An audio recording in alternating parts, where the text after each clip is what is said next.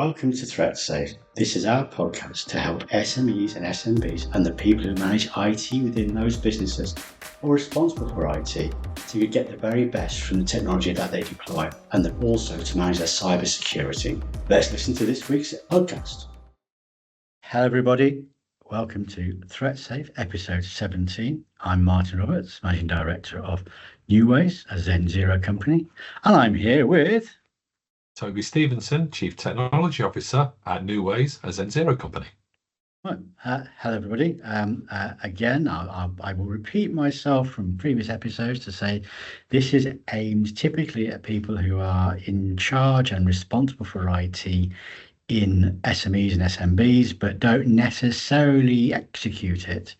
And one of the things we try to do is make stuff that's relatable to you in your role.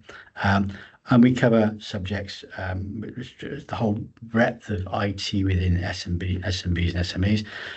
But we do have the opportunity now to discuss the annual report, Toby, from the UK agency.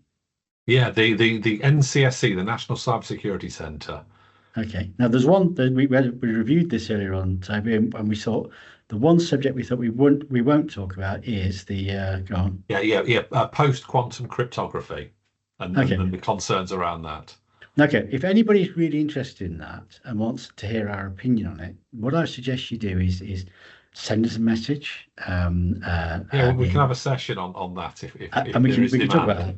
Yeah, because what you want is something that you can boil an egg to at some point, and that would be a perfect discussion to do that if you just cover my knowledge.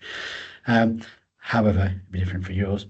But what we should talk about is what we have been talking about over the past episodes of this series, is what in this report is relevant to those businesses who we like to talk to. Pick the bones out, Toby. What's the first thing that strikes you? Fine. Yeah, so we've done the reading and the boring stuff so that you don't have to. And we're trying to summarise it here in the interesting things and the things that, as you said, Martin, are relevant to our target demographic. And I think one of the key things here really is that we speak to our customers and we speak on this podcast about various subjects and have certain opinions and say certain things. And it's always quite nice actually when some of these things are borne out by large government bodies and large industry experts to validate that these aren't just our whim and fancy, these are actually legitimate positions to hold. Okay, and you're not wearing your "I told you so" T-shirt underneath that jumper there, are you? I've got it. I've written on my back. Yeah. Okay, that's fine. That's good. No, it's good. It's good to say. I suppose it's good to see that we've been saying the right things in terms of guidance and advice. Really, yeah, sure. Yeah, okay. Absolutely. And the bits that I pulled out from this report, and it's a reasonably thick. It's probably about 3/4 of an inch thick when you print it out. So it's a reasonably chunky thing, and it covers from August last year to September this year. That's the time window for the data stats and things like that, and the position that they are talking around. And as you say, we pulled out the bits that are most interesting to our SMB friends that are listening. So first one, cyber essentials, and we've touched on this on and off forever.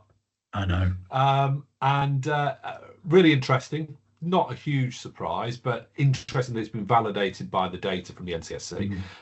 So organisations who correctly deploy cyber essentials, note the word correctly. Correctly. Yeah, they do it right. They are 92% less likely to claim on their cyber insurance. Okay. I'm going to worry about the 8% later on, but we'll think about that. They're 92% less likely than those who haven't got cyber essentials or cyber essentials deployed correctly. Yes. Which means that all those basic things that we do, all the MFAs, are clearly working, doing the job. They all have a meaningful impact on your security posture. And we talked about this last time, actually. But if you are 92% less likely to claim, one would expect, therefore, that your insurance costs would be significantly less than those people who haven't got cyber essentials. Yeah, Reasonably. exactly. Now, I've seen some insurance documents that do ask this, but I've seen some that don't.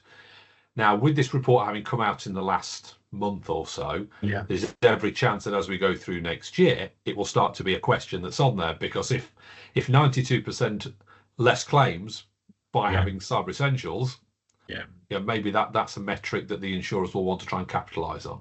Okay, I'm going to make a prediction right now, Toby, that insurance premiums for those with cyber essentials will not be 92% less than those people who. No, I suspect it probably won't be 92% less. No. Yeah. No. In fact, I might just be going off to Ladbrokes or another betting, because there are others available very soon, just to place a few quid on that one. Yeah, absolutely. So sticking with the cyber essentials theme, so again, it kind of helps reinforce what we've been saying, but according to their stats, cyber essentials plus still remain popular, with a 20% increase in certifications this year over last. So the message is getting out there. People are seeing the value in some capacity of this certification. I think what surprised me, actually, I was looking at the stats about the numbers of companies that have got cyber essentials and cyber essentials plus, and I think it was like 33,000, which does strike me as being quite a low number, actually. Yeah, it does feel like it's a low number. So I still think there's definitely some way to go before we've leveled up correctly across the country. And some of the reasons that people stated for doing cyber essentials is, one primary reason was because we want better cybersecurity and cybersecurity stance. Good, thank you very much. Two was because we had suppliers, or we had people demanding that we had it before they do business with us, or they wanted to do government contracts. And I suppose what it does state with that number, which I feel it feels quite low, is that if you get cyber essentials right now, and certainly cyber essentials plus, I wonder if there's a competitive advantage in having that, as well as the insurance premium advantage as well. I think there must be. Yeah. I think maybe what the numbers show is that outside of government, not many people are stipulating that as being a requirement for doing business with them. Some of the larger enterprises will do as part of their supply chain checks. Yeah. And I think that maybe there's also maybe a relatively small number of people that are going after these kinds of deals that require you to have it. Yeah. And I think it's kind of a twofold thing. It's like, if you build it, they will come. If you start stating that you need it, people will get it. And if you start getting it, you're ready to bid for the things that require it. Yes, I think so. Okay, so that's one key takeaway. Yeah, and the final part around cyber essentials, and again, showing that it's aimed exactly in the right space. 90% of all cyber essential certs are issued to the SMB community. So large organizations are that final 10%, but small and medium-sized businesses account for all of the cyber essentials traffic, and you kind of get that, because that's who it's aimed at. Okay, so again, let's just say the takeaway from that is, A, you're likely to pay less insurance. B, you're likely to need to claim less because you've done all the right things, and 3, you potentially get some competitive advantage. So it's all good. Yeah, and the reason you'll claim less on your insurance is because you're less likely to be compromised. So actually, it raises your security posture as well. Yeah, no, that's really good. Okay. So that was one thing. I thought cyber essentials is something we spoke around quite a bit over the past months, and I think it was a nice thing just to raise that it's still very valid, and actually there are some tangible benefits rather than just us saying do it because it's good. There are some stats here to kind of support some of that. That's good. So the second piece that I wanted to pull out really was to try and combat this we're not a target mindset that is easy for a small business to fall into. We're not of any interest. No one's going to attack us. And there's a whole section in the annual review all around attacks that are based on geopolitics. Yeah. And so in one respect, a lot of these geopolitical attacks aren't really aimed at you, but they are aimed at this country. And anyone that's in this country is therefore fair game. So you, Dave's Tires or Sarah's Bakery or whatever, may not be a direct target, but by virtue of you being in this country and having an internet connection and an online presence, you could actually be an indirect target. Yeah, I mean, the point is the perpetrators are we've talked about the cyber criminals and the one-man bands and the gangs and such like who are after money, and you think, yeah, that you're certainly a target of those, and the softer you are, the better the target you are, but you are by and large, as you say, if you're in this country, if a foreign power, a bad actor could nation state bad actor could compromise 1 million businesses or 2 million businesses in one go, it wouldn't matter who you are and what you sell and what you buy. It would cause a problem. It damages the country. Yeah, it does, absolutely. Yeah, so you're a target, and as far as they're concerned, you're a legitimate target. And in fact, the softer you are, the more type of target you are, because some of this targeting actually goes by they try, and do they succeed? And those people who've done all the right things with physical security, with technical security, and also with training people to spot things and such like, are less likely to I'm afraid to use the vernacular, get done. Whereas those people who are softer targets, because they haven't undertaken all those things, will. Yeah, and it falls exactly into this cyber essentials thing. There's a bunch of relatively foundational, basic things that you can do that will improve your security posture and help protect against some of these nation state actors who, in most cases, are not directly going for you. It's kind of like a shock and awe tactic. Blast a load of stuff out and cause a load of aggravation. Yeah. Was there anything else in the report that jumped out at you, Toby? Well, the one thing I would want to just expand on that last one, because I found this interesting, and other people may find it interesting. You may tell me otherwise, but I found this quite interesting, and it was kind of the motivations for some of the different attackers. Yes. And it names 4 specifically as nation state actors that are of particular concern to this country. So Russia is one of them, and a lot of that is driven by our support for Ukraine. Yep. China is an interesting one because, for the most part, their analysis suggests that they're interested in theft of intellectual property, and spying and espionage, both state level and industrial espionage. So it's kind of related to that IP theft. And then there's kind of like a marker for then future disruption. So if they want to then start doing something, they can take things offline or disrupt activity. Iran is one. Again, the whole Israel-Hamas conflict has spawned a whole bunch of stuff out there, and again, they're looking to make themselves look big on the world stage through disruptive activity and degrading activity. So you're degrading systems and services. And I thought what was really interesting was North Korea, or the DPRK, the Democratic People's Republic of Korea. Almost every single cyber activity that they perform is for financial gain. They're using it to work around the sanctions that are placed on their economy, and it's the only way they can earn any money at all and keep that regime going. I thought that was a really interesting shift, because they're almost like a huge cyber criminal gang, basically.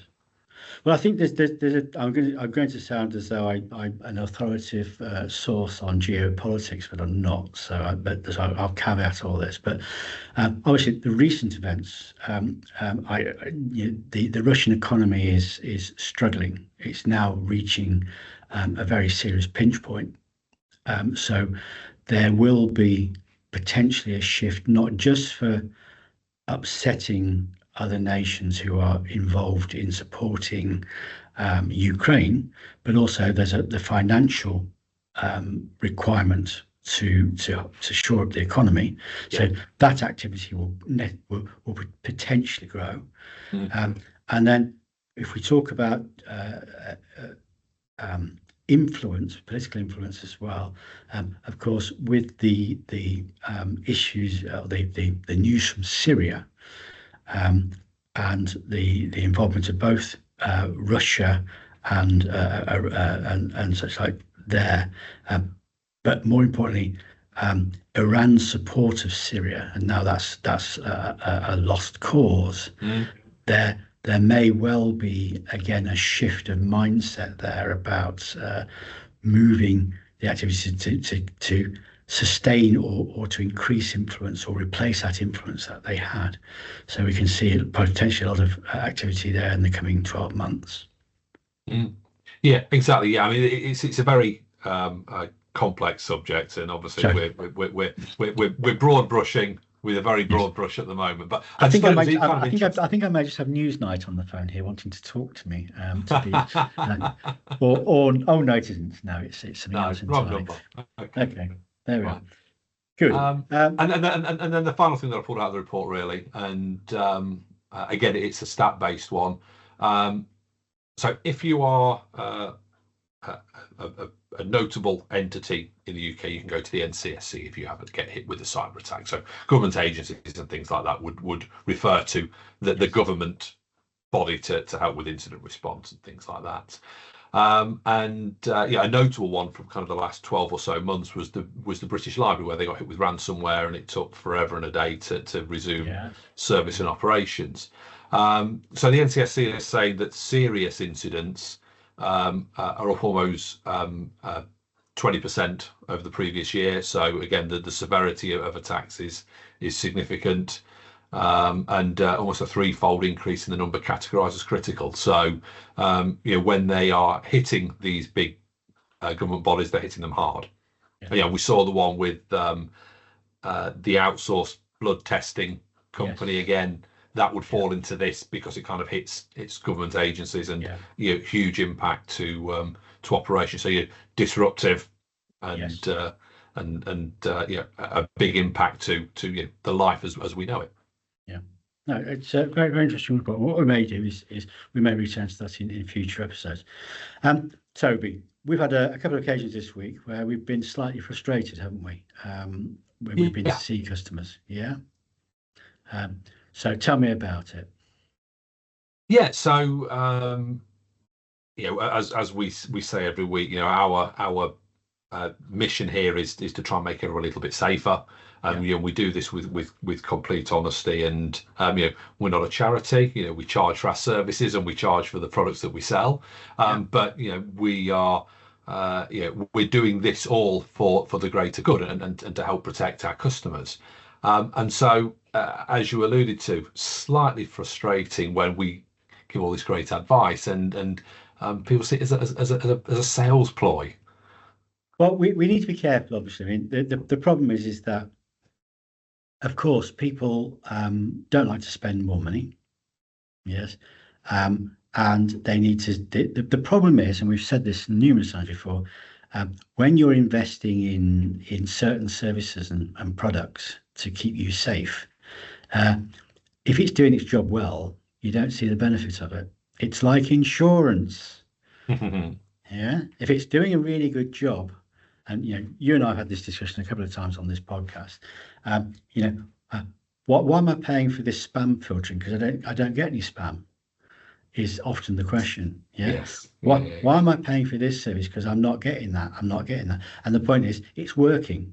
And the problem is, of course, is that if you're not expecting to spend something, but you're being told you need to, it is disconcerting. And I think the one thing I'd say to people out there, I'm not talking about our customers. If you're a customer of any IT support company, any MSP, whatever, is that they're not a charity, but they are going to make some money out of it without a doubt. But actually, not only does it protect you, but it also protects us as providers as well. Because the one thing that we don't want to do is be in a position whereby we're trying to dig you out of a really big hole. And and your business is in danger, and your livelihood and your future is in danger. So that's why we like to persuade people to buy cybersecurity products, not because of the profit per se, it's not huge, but it's the security it gives you, but also the peace of mind it actually gives us. Yeah. I used to lie awake at nights worrying about people who didn't back up properly and have a proper business continuity plan. And then we found that product which we really like and we recommend to customers, which has this the ability to back up locally, but also to the cloud. Yeah, and I used to worry because I had a series of days and weeks when we first bought one company where the whole customer population didn't have proper backup services or didn't do them properly. And I used to lie awake at night thinking, oh my goodness, what if somebody gets ransomware and such like. And I was really delighted to go out and advise people to buy this product because it was a win-win actually. We made a bit of profit, but we also protected ourselves from those terrible disasters that happen to our customers. So yeah, it's right to be suspicious, but you can go and compare prices, folks. Yeah, you can ask. They'll be recommending a certain product to you, and the truth be told, in this industry, but looking after our customers, much of what we buy as a business is the same cost to us as it is to anybody else. Yeah, unless you're a big organisation, which actually, some of us are part of now. You might get a couple of percentage points better out of that, but on the whole, it's about the same cost to all providers. Yeah, the question is not whether the company is trying to sell you this is making lots of money. It's about, does it actually is it a good idea to be doing this? And you're absolutely free to get a second opinion. And I think most of MSPs and IT support companies view on this would be, you're welcome to get a second opinion, folks, because actually they'll tell you what we've been telling you. Yeah. Now, or they should be, yeah. And I suppose the only caveat I would say there is, and it's one of the reasons why they keep talking about having legislation for MSPs, is there are a lot of amateurish outfits out there, let's say, that are not as professional or as well versed in all the different aspects of IT that maybe they should be, and they may just not understand. I suppose there's now a matter of scale. Doing IT 20 years ago as a support company was actually, I'm going to say this now, but don't tell anybody, used to be quite easy, because what you need to get is get a bunch of techies together who could understand how Windows worked and hardware. Yeah, and they'd fix things and they'd give advice and such like. The whole world's got a lot more complicated in the last 20 years. Because we're having to protect people as well, and that's a different set of skills entirely. So if you are concerned about security and people trying to make you subscribe to things or buy things that you think you may not need, just check out, just think about your relationship with your provider. Have they got the right qualifications and criteria? Do they support other people? Yeah, and good MSPs, good IT support providers will provide references, other people you can speak to say that they're doing a good job. Yeah, definitely. It's the dream of every MSP to be that trusted advisor. I think that trust is really, really important. A good MSP won't ever sell you anything you don't need. Yeah. And it's just being able to be confident and comfortable that actually is the position that you're in. Yeah, that's a difficult one, and we're probably not the people to advocate it per se, because it's what we do. But our principles are that we want to protect our customers. You can be suspicious in certain circumstances. But two things check. One is the provenance of your supplier. Yeah, and the second is the pricing, 'cause it won't be much different. Okay, Toby. Meanwhile, I think we should go away and check out that crypto thingy you mentioned earlier on. Yeah, I'm just about to do some now. So yeah, Okay. I'm going to do some post-quantum crypto right now. I think you should do, and I know I've got to do some as well. I feel like that, you know, 'cause it's just that sort of time of the day. So everyone, thank you very much for listening, and if you've taken the trouble out to watch as well, well done. Thank you very much. And one day, by the way, I do wash this shirt between times. I don't just sit in it all the time. It's just that we record about 50 in one go. Actually, we don't, do we? Because that would make life really easy. Absolutely. It would. Okay, so no, thank you very much for listening. Thank you very much for watching. And that was episode 17. See you next time. Cheers, Toby. Cheers, bye-bye. Thank you for listening to Threatsafe. We hope you found it enjoyable and informative. Please reach out with any comments, feedback, questions, and we look forward to seeing you soon.